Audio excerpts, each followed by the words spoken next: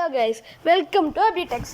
ഞാനിന്നിവിടെ കാണിക്കാൻ പോകുന്നത് നമ്മുടെ കൂട്ടുകാരുടെ ഫോണിലേക്കോ അതോ വേറെ ആരുടെയും ഫോണിലേക്കോ ഡേറ്റ ഉപയോഗിക്കാതെ എങ്ങനെ ആപ്സ് സെൻഡ് ചെയ്യും, നമുക്ക് വേറെ ആരുടെ തന്നെ ആപ്സ് കിട്ടാനും എങ്ങനെയാണെന്ന് ഞാൻ കാണിച്ചു തരാം. ഫസ്റ്റ് നമ്മൾ പ്ലേ സ്റ്റോർ എടുക്കുക. അതിനകത്ത് നമ്മുടെ അക്കൗണ്ട്സിൻ്റെ ഒരു ഐക്കൺ കാണും, നമ്മുടെ അക്കൗണ്ടിൻ്റെ ഒരു ഐക്കൺ കാണും. അതിനകത്ത് നമ്മൾ ക്ലിക്ക് ചെയ്യുമ്പോൾ നമ്മുടെ അക്കൗണ്ട് ഇവിടെ കാണിക്കും. അതിനകത്ത് മാനേജ് ആപ്സ് ആൻഡ് ഡിവൈസിൻ്റെ ഓപ്ഷൻ കാണും. അത് ആ ഓപ്ഷൻ എടുക്കുമ്പോൾ നമുക്ക് ഷെയർ ആപ്പ് എന്നൊരു ഓപ്ഷൻ കാണും.